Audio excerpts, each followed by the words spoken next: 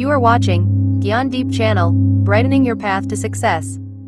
आज की हमारी वीडियो का विषय है कविता मातृभूमि। मातृभूमि एक देशभक्ति कविता है। इसमें कवि ने मातृभूमि के प्रति प्रेम, समर्पण और कर्तव्य की भावना को व्यक्त किया है। वीडियो में आप कविता के शब्दार्थ, कविता की व्याख्या और कविता पर आधारित प्रश्न उत्तर भी देखेंगे। सबसे पहले कवि सोहनलाल द्विवेदी का परिचय देखते हैं। सोहनलाल द्विवेदी हिंदी के एक बहुत ही प्रसिद्ध लेखक थे और उन्हें हिंदी साहित्य में बाल साहित्य के जनक और राष्ट्र कवि के रूप में जाना जाता है। उनका जन्म 22 फरवरी 1906 को उत्तर प्रदेश के फतेहपुर ज़िले में हुआ था। उन्होंने अपनी शिक्षा बनारस हिंदू विश्वविद्यालय से प्राप्त की और हिंदी साहित्य में एमए की उपाधि भी प्राप्त की। सोहनलाल द्विवेदी ने अपने जीवन काल में कई महत्वपूर्ण रचनाएं लिखी, जिनमें भैरवी, पूजा गीत, कुणाल, चेतना और बांसुरी शामिल हैं। उनकी कविताओं में राष्ट्रीयता, लोक संस्कृति और ग्राम्य जीवन के सजीव चित्रण देखने को मिलते हैं।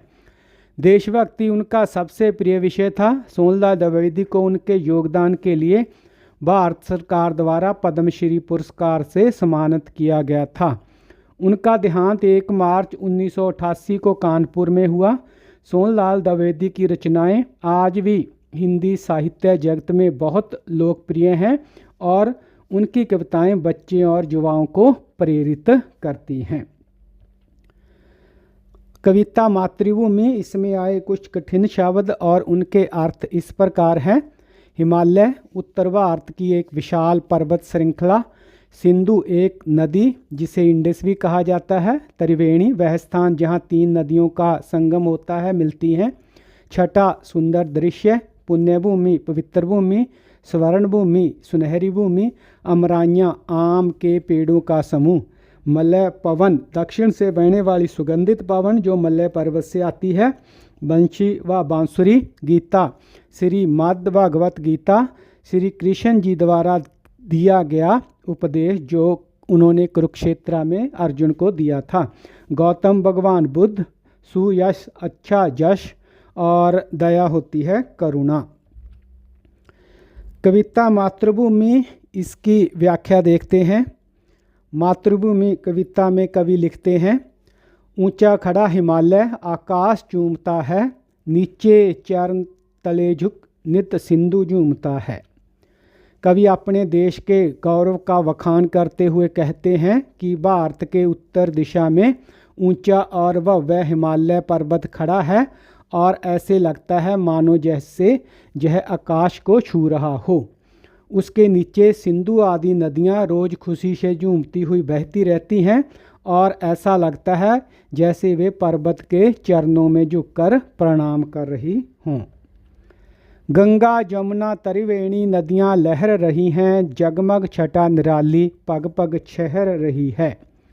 गंगा जमुना और सरस्वती नदियां अपने किनारों पर लहराते हुए बहती हैं। इन नदियों का संगम और प्राकृतिक सुंदरता हर जगह फैलती जाती है, जिससे धरती की शोभा और भी बढ़ जाती है। वह पुण्य भूमि मेरी, वह स्वर्ण भूमि मेरी, वह जन्मभूमि मेरी, वह मातृभूमि मेरी। कवि अपनी भारत भूमि को पुण्य भूमि कहते हैं क्योंकि इस भूमि के सम्मान की रक्षा के लिए वीरों के बलिदान के कारण यह भूमि पवित्र हो गई है, पुण्य भूमि बन गई है। यह धरती स्वर्ण भूमि है। इस गौरवशाली और समृद्ध भूमि पर ही मेरा जन्म हुआ है और इस भूमि ने मेरा पालन पोषण एक माँ के समान किया है, इसीलिए कवि इसे मातृभूमि कहते हैं। झरने अनेक झरते जिसकी पहाड़ियों में चिड़ियाँ चहक रही है, हो मस्त झाड़ियों में। कवि भारत भूमि की सुंदरता का बखान करते हुए कहते हैं कि जहाँ की पहाड़ियों से कई झरने बहते हैं और झाड़ियों में पेड़ों पर चिड़ियाँ मस्ती से चहकती रहती हैं। अमराइयाँ गणी हैं, कोयल पुकारती है, बहती मल्य पवन है, तन मन संवारती है। कवि भारत भूमि की सुंदरता का वर्णन करते हुए कहते हैं कि इस भूमि के घने आम के पेड़ों में, बगीचों में कोयल अपनी मधुर आवाज में गाती है। जहाँ की ठंडी और सुगंधित हवा जो कि मलय पर्वत से आती है, वह शरीर को, तन और मन को ताजगी प्रदान करती है। वह धर्मभूमि मेरी, वह कर्मभूमि मेरी, वह जन्मभूमि मेरी, वह मातृभूमि मेरी। कवि अपनी भूमि को धर्म और कर्म की भूमि बताते हैं। भारत देश में जहाँ धर्म को महत्व दिया जाता है, वहीं कर्म को भी प्रधानता दी जाती है। ऐसा महान देश मेरा जन्म स्थान है और माता के समान पूजनीय होने के कारण भारत भूमि मेरी मातृभूमि है। जन्मे जहाँ थे रघुपति, जन्मी जहाँ थी सीता, श्री कृष्ण ने सुनाई वंशी पुनीत गीता। कवि भारत भूमि की सुंदरता का वर्णन करते हुए कहते हैं कि यह वही भूमि है जहाँ भगवान राम और माता सीता का जन्म हुआ था। यह वही भूमि है जहाँ भगवान कृष्ण ने अर्जुन को श्री मद्भागवत गीता का उपदेश दिया था और इस धरा पर बंसरी बजाई थी। गौतम ने जन्म लेकर जिसका सुयश बढ़ाया, जग को दया सिखाई, जग को दिया दिखाया। इस भूमि पर गौतम बुद्ध का जन्म हुआ, जिन्होंने अपने करुणा और दया के उपदेश से पूरी दुनिया को शिक्षित किया, संसार से अंधेरे को दूर किया और संसार को सच का, सत्य का मार्ग दिखाया। वह युद्ध भूमि मेरी, वह बुद्ध भूमि मेरी, वह मातृभूमि मेरी, वह जन्मभूमि मेरी। भारत भूमि पर धर्म की रक्षा के लिए, भारत माता के सम्मान के लिए अनेक युद्ध लड़े गए। इसलिए यह भूमि युद्ध भूमि है और साथ ही साथ संसार को शांति और अहिंसा का उपदेश देने वाले महात्मा बुद्ध की भी भूमि है। यह धरती मेरी जन्मभूमि है, मेरी मातृभूमि है। यह मुझे माता के समान पूजनीय है और अपनी भारत भूमि पर, इसकी संस्कृति पर मुझे गर्व है। तो ये थी बच्चों कविता मातृभूमि और उसकी व्याख्या। इस कविता का भावार्थ ये है कि कवि अपनी मातृभूमि के प्रति गहरा प्रेम और गर्व व्यक्त कर रहा है। कवि ने हिमालय की ऊंची चोटियों, गंगा जमुना जैसी पवित्र नदियों और देश की समृद्ध वनस्पति का वर्णन करते हुए भारत की प्राकृतिक सुंदरता को भी दर्शाया है और कहा है कि भारत धर्म, कर्म और संस्कृति की भूमि है। कवि ने भारत के महान इतिहास का उल्लेख करते हुए कहा है कि भारत ने दुनिया को कई महान व्यक्ति दिए, जैसे राम, सीता, कृष्ण, बुद्ध आदि। कवि ने अपनी कविता के माध्यम से देशभक्ति की भावना को जागृत किया है और लोगों को अपनी मातृभूमि के प्रति समर्पित होने का संदेश दिया है। सोहनलाल द्विवेदी की कविता मातृभूमि ऐसी कविता है जो हम सभी को अपनी मातृभूमि के प्रति गर्व और प्रेम करने के लिए प्रेरित करती है। यह कविता भारत की समृद्ध संस्कृति, इतिहास और प्राकृतिक सौंदर्य का एक अद्भुत चित्रण है। अब प्रस्तुत है कविता मातृभूमि पर आधारित प्रश्न और इनके उत्तर। सबसे पहले बच्चों जो प्रश्न दिए गए हैं उनके साथ उत्तर भी दिए गए हैं और आपको उनमें से 4 उत्तरों में से सटीक उत्तर को छांटना है और उसके सामने स्टार या तारा बनाना है। हिंद महासागर के लिए कविता में कौन सा शब्द आया है? चरण, वंशी, हिमालय या सिंधु? तो सिंधु है जो वो हिंद महासागर के लिए आया है। मातृभूमि कविता में मुख्य रूप से भारत की प्रशंसा की गई है, भारत के महापुरुषों की जय की गई है, भारत की प्राकृतिक सुंदरता की सराहना की गई है, भारत की वीरता का बखान किया गया है। तो ये चारों उत्तर बच्चों ठीक हैं। भारत की भी प्रशंसा की गई है, जहाँ पर जो महापुरुष पैदा है उनका भी यशगान किया गया है। भारतवासियों की जो वीरता है उसका भी बखान किया गया है कि किस प्रकार इस भूमि पर युद्ध लड़े गए। लेकिन जो कविता में मुख्य रूप से बात कही गई है वो है भारत की प्राकृतिक सुंदरता की सराहना की गई है। हिमालय पर्वत का जिक्र है, नदियों का जिक्र है, नदियों के किनारे जो बहती हैं उनके कारण जो सुंदरता पैदा हो रही है उसका जिक्र है, मलय पर्वत से आने वाली सुगंधित हवा का इस कविता में जिक्र हुआ है। तो मुख्य रूप से प्राकृतिक सुंदरता को इस कविता में पहल दी गई है। प्यारे बच्चों, पाठ्य पुस्तक में भी और आप स्क्रीन पर भी देख रहे हैं, आगे कुछ शब्द दिए गए हैं और दाहिनी और उनके अर्थ या संदर्भ दिए गए हैं। इनका आपस में उचित मिलान करना है। सबसे पहला शब्द है हिमालय। तो भारत की उत्तरी सीमा पर फैली पर्वतमाला, पर्वत श्रृंखला, उसको हिमालय कहते हैं। त्रिवेणी, 3 नदियों की मिली हुई धारा या संगम।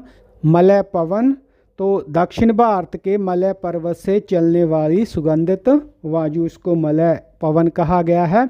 सिंधु, समुंदर या एक नदी का नाम। गंगा, जमुना, भारत की प्रसिद्ध नदियाँ। रघुपति, तो श्री रामचंद्र जी का एक नाम जो कि दशरथ के पुत्र थे। श्री कृष्ण, वसुदेव के पुत्र। उसके बाद है सीता, जन की पुत्री, और इनको जानकी नाम भी दिया गया है। गीता, एक प्रसिद्ध और प्राचीन ग्रंथ, श्रीमद् भागवत गीता, जिसमें वे प्रश्न उत्तर और संवाद है जो महाभारत में श्री कृष्ण और अर्जुन के बीच में हुए थे। और उसके बाद है गौतम बुद्ध, एक प्रसिद्ध महापुरुष, बौद्ध धर्म के प्रवर्तक। कविता के प्रश्न उत्तर अभ्यास का एक खंड है। पंक्तियों पर चर्चा। कविता में से चुनकर कुछ पंक्तियां दी गई हैं। प्यारे बच्चों, इनको ध्यान से पढ़ना है, इन पर मंथन करना है, और अगर आपको इनका अर्थ समझ में आया तो अपने विचार कक्षा में रखने हैं और इनको लेखन पुस्तिका में लिखना भी है। वह युद्ध भूमि मेरी, वह बुद्ध भूमि मेरी, वह मातृभूमि मेरी, वह जन्मभूमि मेरी।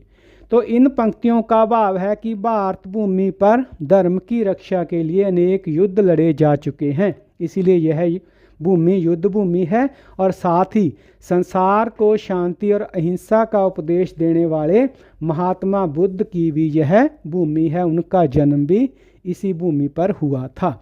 यह धरती मेरी जन्मभूमि है, इस प्रकार यह मेरी मातृभूमि है। यह मुझे माता के समान पूजनीय है। मुझे अपनी भारत भूमि पर, इसकी संस्कृति पर गर्व है। इसके बाद बच्चों कुछ प्रश्न और दिए गए हैं और इनके उत्तर हैं। कोयल कहाँ रहती है? कोयल ज़्यादातर आम के पेड़ों पर रहती है। झरने कहाँ से झरते हैं? तो इसका उत्तर बच्चों, झरने पहाड़ियों से झरते हैं। श्री कृष्ण जी ने क्या सुनाया था? तो श्री कृष्ण जी ने गीता सुनाई थी। गौतम ने किसका यश बढ़ाया? गौतम बुद्ध ने दया का यश बढ़ाया और इसका उपदेश पूरी दुनिया को दिया। हिमालय पर्वत भारत की किस दिशा में स्थित है? तो हिमालय पर्वत भारत की उत्तर दिशा में है। भारत माँ के चरण कौन स्पर्श करता है? तो कविता के अनुसार भारत माँ के चरण हिंद महासागर स्पर्श करता है। इसके बाद है बच्चों, त्रिवेणी शब्द से आप क्या समझते हैं?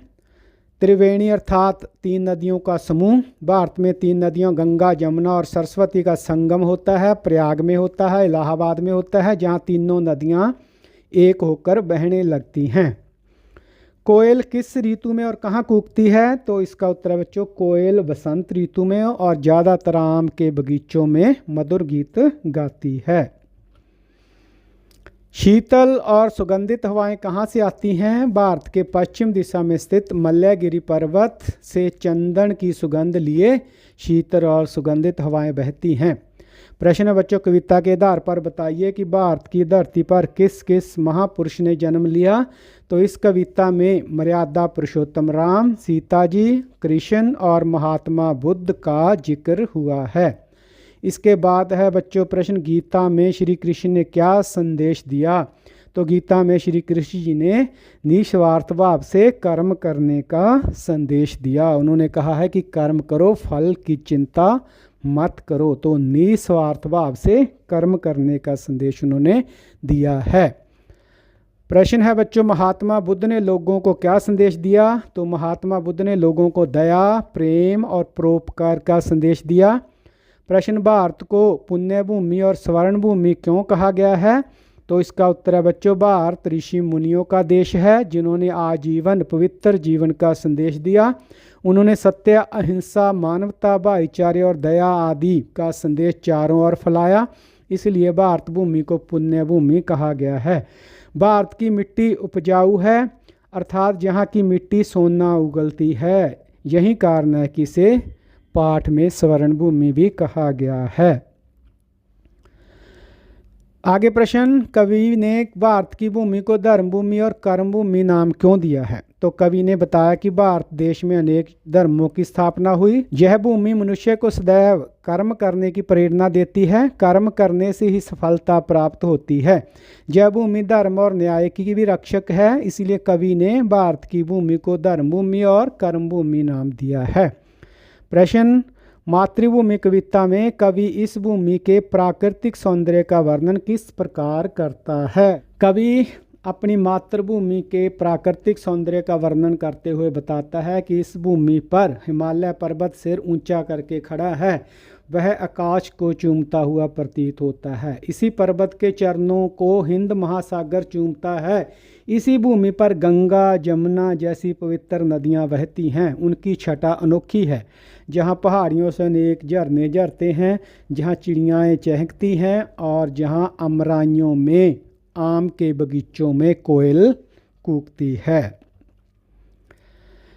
नदियाँ लहर रही हैं, पग पग शहर रही हैं। लहर का अर्थ होता है पानी का हिलोरा, मौज, उमंग, वेग या जोश। और शहर का अर्थ होता है बच्चों बिखरना, चितराना, छिटकना या फैलना।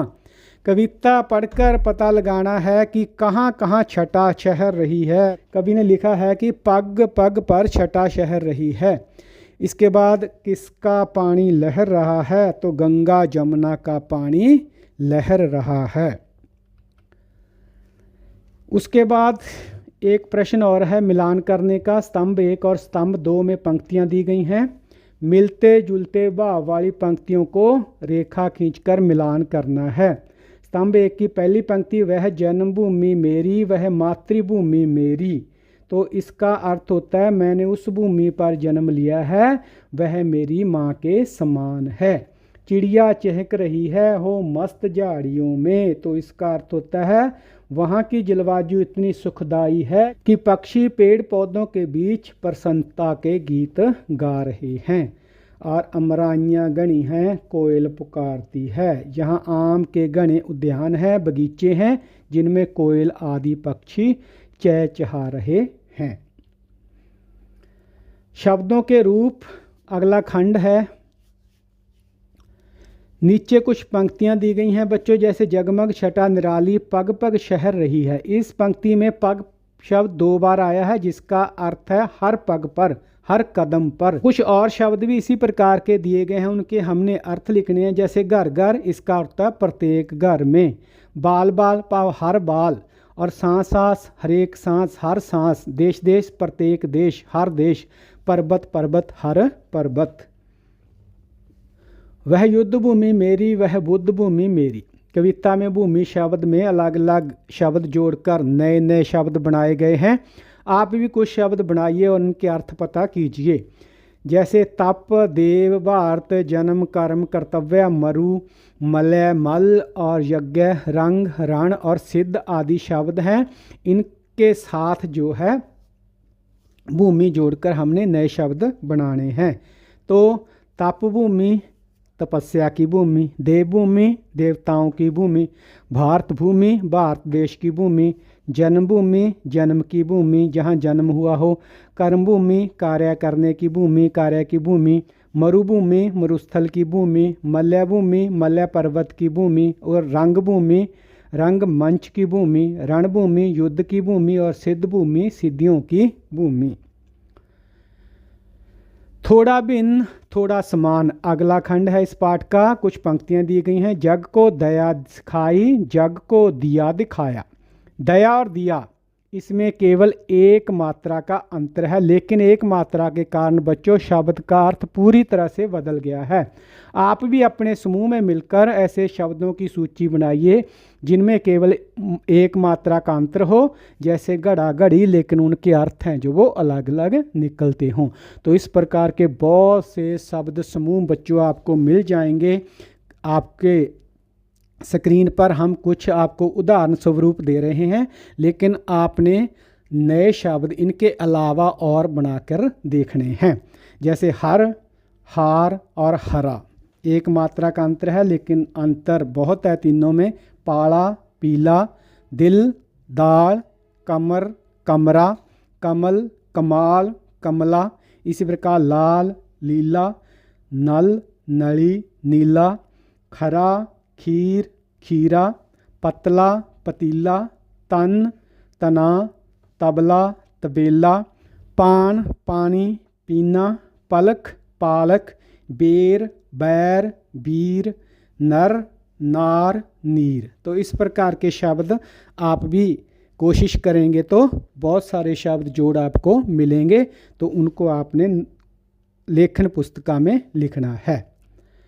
वंशी बांसुरी को कहते हैं। यह मुंह से फूंककर बजाया जाने वाला एक वाद्य यंत्र है।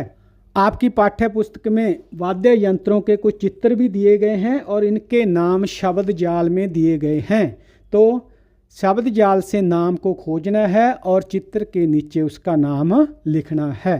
तो इस शब्द जाल में जो वाद्य यंत्रों के नाम हैं बच्चों, शहनाई, बांसुरी, अलगोजा, इसी तरह बंकोरा, और उसके बाद नाद स्वरम, उसके बाद शंख, बीन और सिंगी। तो अब इनके नाम है जो वो हम तस्वीरों के साथ मिला लेते हैं। तो सबसे पहले यह है अलगोजा, उसके बाद बीन और बांसुरी और सिंगी, सींग जैसी होती है।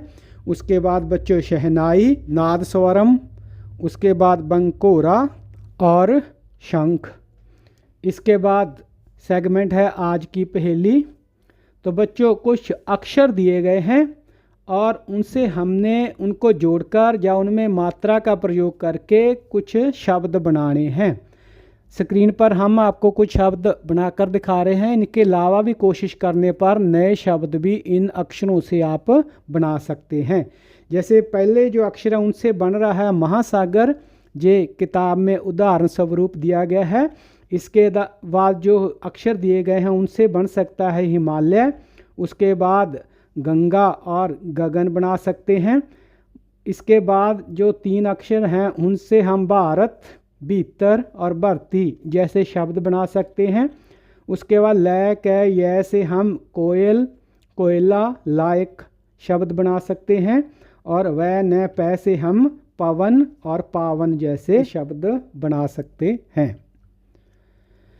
इसके बाद बच्चों पाठ्य पुस्तक में राष्ट्रीय गीत वंदे मातरम दिया गया है और उसकी साथ में व्याख्या भी दी गई है। वंदे मातरम, वंदे मातरम। हे माता, मैं तुमको प्रणाम करता हूँ। सुजलाम सुफलाम, तुम जल से भरी हुई हो, फलों से परिपूर्ण हो। मलयज शीतलाम, तुम्हें मलय से आती हुई पवन शीतलता प्रदान करती है। शस्य श्यामलाम मातरम, तुम अन्न के खेतों से परिपूर्ण वंदनीय माता हो। हे माँ, मैं तुम्हें प्रणाम करता हूँ। शुभ्र ज्योत्सना पुलकित यामिनीम, जिसकी रमणीय यात्री को चंद्रमा का प्रकाश शोभायान करता है। फुल कुसुमित द्रुमदिल शोभनीम, जो खिले हुए फूलों के पेड़ों से सुसज्जित है। सुहासनीम सुमधुर भाषिनीम, हे सदैव हंसने वाली मधुर भाषा बोलने वाली। सुखदाम वरदाम मातरम, सुख देने वाली वरदान देने वाली माँ। वंदे मातरम, वंदे मातरम, मैं तुम्हें प्रणाम करता हूँ। तो ये था हमारा जो राष्ट्रीय गीत है बंकिम चंद्र चटर्जी द्वारा लिखा गया, उसका भावार्थ। तो प्यारे बच्चों, आपने मातृभूमि कविता को भी पढ़ा और वंदे मातरम को भी। दोनों में कौन कौन सी बातें समान हैं और कौन कौन सी बातें अलग हैं। तो दोनों जो कविताएं हैं उनमें जो समानताएं हैं, नदियों द्वारा जल से परिपूर्ण दोनों कविताओं में इस बात का जिक्र हुआ है। फलों से परिपूर्ण, इसका भी जैसे आम के पेड़ों का जिक्र हुआ है मातृभूमि में और उसमें भी फलों का जिक्र हुआ है। शीतल मलय पवन का वहना, यानी मल्लयगिरी पर्वत से आने वाली जो हवा है, ठंडी सुगंधित हवा है, उसका जिक्र भी दोनों कविताओं में हुआ है। तो ये इनमें समानताएं हैं। अब इनमें जो असमानताएं हैं, मातृभूमि कविता में हिमालय और सागर की चर्चा की गई है।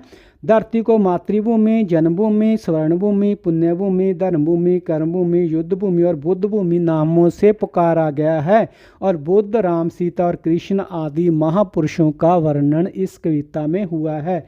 जबकि वंदे मातरम में अन्न से परिपूर्ण खेत और चंद्रमा के शोभायान प्रकाश की छटा का, खिले फूलों से सुसज्जित पेड़ों का वर्णन है। सदा हंसने वाली, मधुर भाषा बोलने वाली, वरदान देने वाली भारत माँ को प्रणाम उसमें किया गया है। तो ये दोनों कविताओं में अंतर है। प्यारे बच्चों, इस कविता में यानी मातृभूमि कविता में भारत का सुंदर वर्णन किया गया है। आप भारत के किस स्थान पर रहते हैं और वह स्थान आपको कैसा लगता है, उस स्थान की विशेषता बताइए। तो इस प्रश्न का उत्तर बच्चों अलग अलग होगा, क्योंकि कोई बच्चा कहीं रह रहा है, कोई किसी राज्य का है, कोई किसी जिले का है। तो अलग अलग स्थान होने के कारण इस प्रश्न का उत्तर भिन्न भिन्न होगा। उदाहरण स्वरूप आपको दे रहे हैं, जैसे मैं भारत के हरियाणा राज्य में रहता हूँ। यह हरा भरा प्रदेश है, जहाँ का खान पान सादा और सरल है। लोग दूध दही के शौकीन हैं। जहाँ का जलवायु गर्मी में बहुत गर्म और सर्दियों में बहुत ठंडा रहता है। जहाँ के सबसे प्रसिद्ध स्थान कुरुक्षेत्र और गुरुग्राम हैं। इसी प्रकार पंजाब से आप बिलोंग करते हैं तो उसके बारे में लिख सकते हैं कि मैं भारत के पंजाब राज्य से आता हूँ। यह धरती गुरुओं की धरती है। 10 गुरु साहिबान ने इस धरती पर जन्म लिया और उन्होंने हमेशा दुनिया को सच का मार्ग दिखाया, परमात्मा का नाम जपने का उपदेश दिया। श्री अमृतसर साहिब, श्री आनंदपुर साहिब जैसे पवित्र स्थान इस राज्य में हैं। इस धरती ने बहुत सारे वीर योद्धा जो हैं पैदा किए हैं। विदेशी हमलों को भी इस धरती के वीर योद्धाओं ने हमेशा आगे बढ़कर रोका है और भारत की रक्षा में अपना योगदान दिया है। इसी प्रकार स्वतंत्रता आंदोलन में शहीदी प्राप्त करने वाले सबसे ज़्यादा वीर भी इसी धरती के थे। प्यारे बच्चों, अपने परिवार के किसी सदस्य का या अपने मित्र के बारे में लिखना है। उसकी कौन कौन सी बातें आपको अच्छी लगती हैं। तो अपने माँ बाप, बहन भाई, दादा दादी, इस प्रकार परिवार के किसी और सदस्य के बारे में उनकी कुछ अच्छी बातों का जिक्र आपने करना है। तो अगर आप किसी मित्र के बारे में लिख रहे हैं तो मेरे मित्र का नाम डैश डैश है। उसकी अच्छी बात है कि वह हमेशा हर किसी की मदद को तैयार रहता है। वह पढ़ाई में होशियार है और हर मुश्किल विषय को आसानी से समझ लेता है। वह समय का बड़ा पाबंद है और बड़ों का हमेशा आदर करता है। गुरुजनों का, बुजुर्गों का, माता पिता का हमेशा आदर करता है। वह अच्छा एक खिलाड़ी भी है। तो इस प्रकार की बातें आप मित्र के बारे में लिख सकते हैं या परिवार के किसी अन्य सदस्य के बारे में भी आप यहाँ पर लिख सकते हैं। तो यह थी बच्चों वीडियो, कविता थी मातृभूमि। उम्मीद है वीडियो आपको ज़रूर पसंद आई होगी। कविता को लाइक करना ना भूलें, शेयर ज़रूर करें और चैनल को सब्सक्राइब कर लें ताकि आने वाले वीडियो आपको मिलते रहें। Thanks for watching. Please subscribe Gyandeep channel. Also like and share this video. कक्षा 6 की सभी वीडियो के लिए माय सजेशन पर क्लिक करें और अगले पाठ की वीडियो देखने के लिए वॉच नेक्स्ट पर क्लिक करें।